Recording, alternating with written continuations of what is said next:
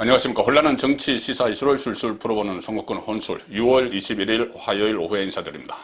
자, 서해 공무원 피살 사건 2020년에 벌어진 이 사건을 놓고 지금 문재인 정권 그리고 현 정부가 진실 공방을 벌이고 있습니다.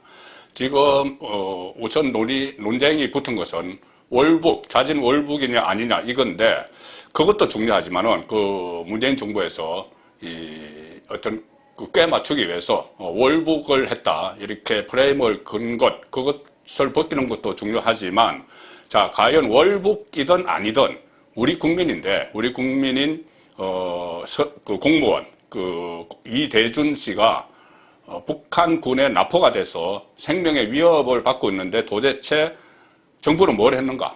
특히 당시 문재인 대통령 북한과의 화해 무도 조성에 목을 매던, 그리고 특히 그 시점에는 종전선언을 하기 위해서 거기에 모든 그 힘을 다 쏟고 있었죠.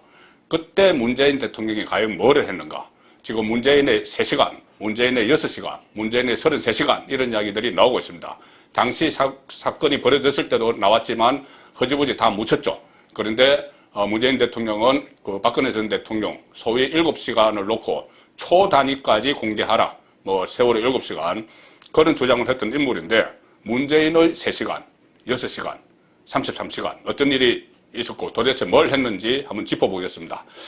일단 지금 핵심은 이겁니다. 민주당은 SI 그 특수 정보입니다. 스페셜 인포메이션 그 특수 정보를 공개하자는 것이고 국민의힘은 아니다. 대통령 지정 기록물로 봉인을 한 당시 청와대 회의록을 공개하자. 딱 이렇게 맞붙어 있죠. 이 핵심은 이겁니다.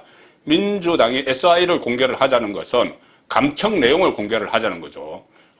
그때 우리 공무원이 그 표로를 하고 있을 때 이 북한 당국과 북한 군 사이에 오갔던 교신 내용, 그것이 감청이 된 그 정보가 SI 정보입니다.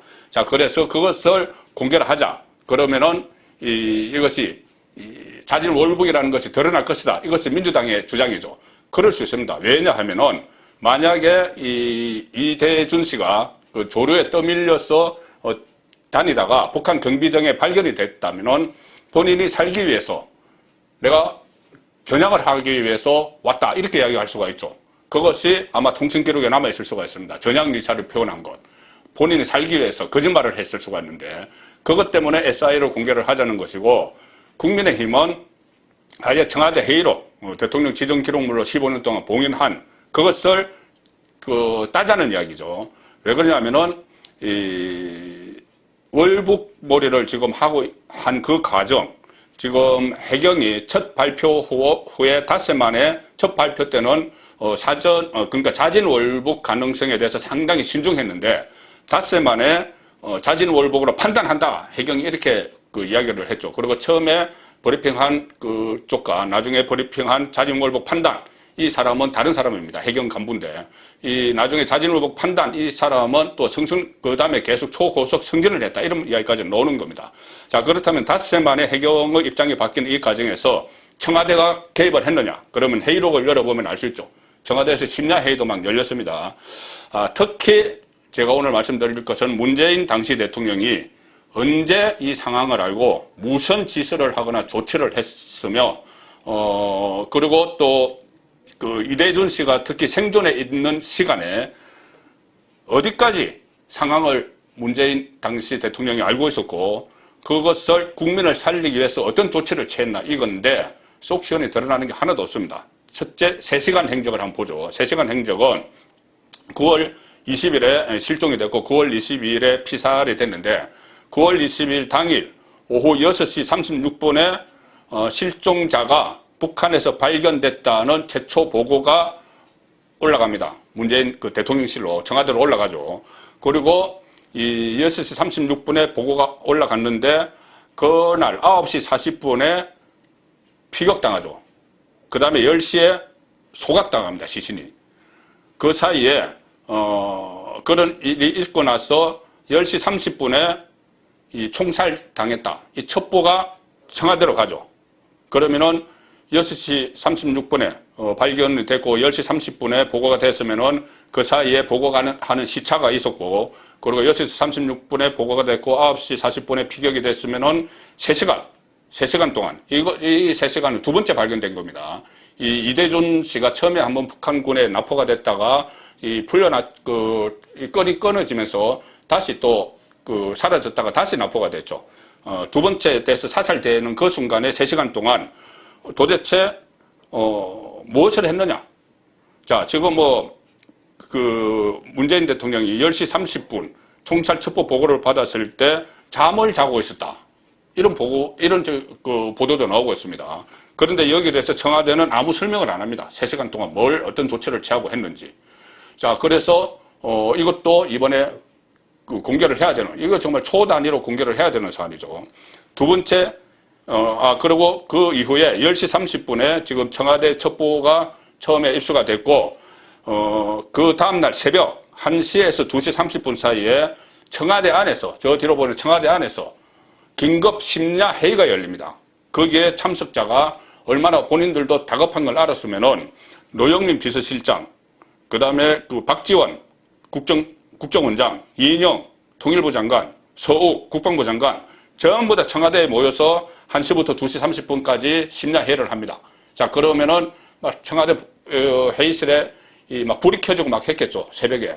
그런데 거기서 멀리 떨어지지 않은 관저에 있던 문재인은 참석을 안 했습니다. 그 회의에 저는 참석을 안 했습니다. 참석 안 하고 잠만 쿨쿨 잤을까? 그것이 아닐 수도 있습니다. 뭐냐 하면은 1시에서 2시 30분 사이에 심야 회의가 열렸는데 아마 차가 들어오고 그런 소리까지 다 났겠죠. 관저에 다 들립니다. 그런데 잠을 잤느냐? 아니면 이 심야 회의가 1시부터 2시 30분인데 그날 1시 26분에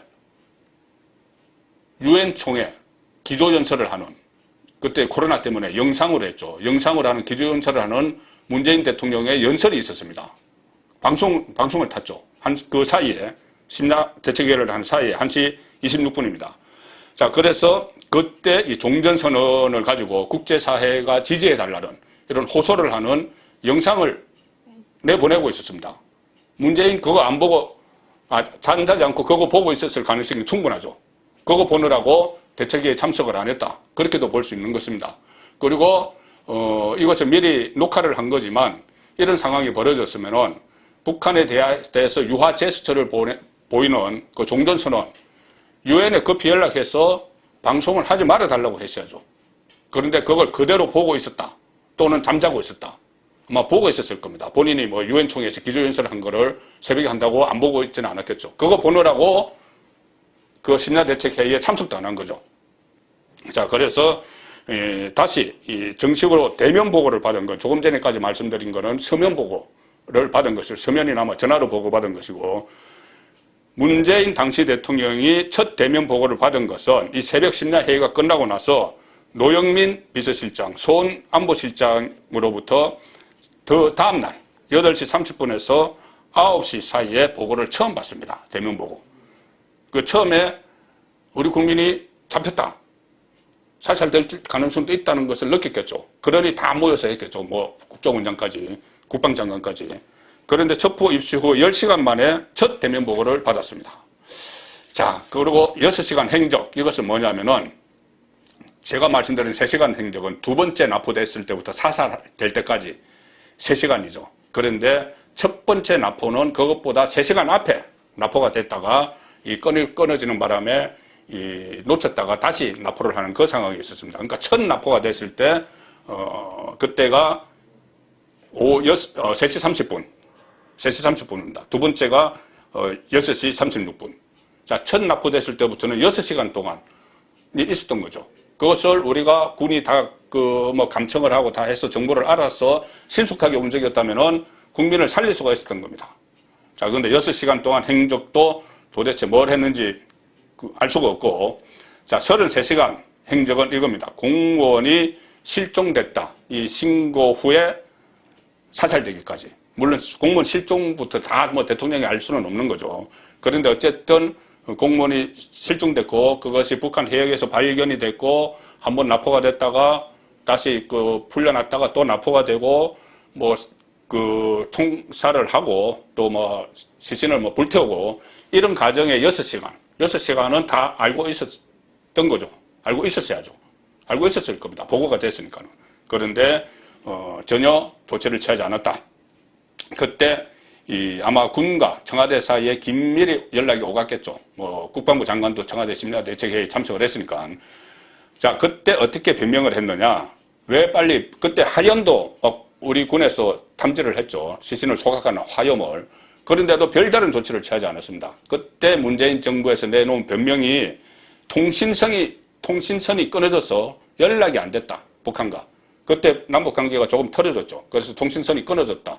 그래서 연락이 안 됐다. 이렇게 변명을 했는데 그래서 북한군과 교신을 못했다는 주장이죠. 그런데 그 과정에서 김정은이 이 문제에 대해서 어쨌든 유감을 표명하고 사과하는 메시지를 보내왔다. 이런 발표를 했습니다. 그 이후에 막 월북 이야기 막 나오고 했죠. 뭐 그러면서 뭐 그것을 합리화시키기 위해서 뭐 도박 빚 이야기도 나오고 막 그랬습니다. 자, 그러면 김정은이 사과를 하는 그 전신, 그건 어떻게 받았느냐?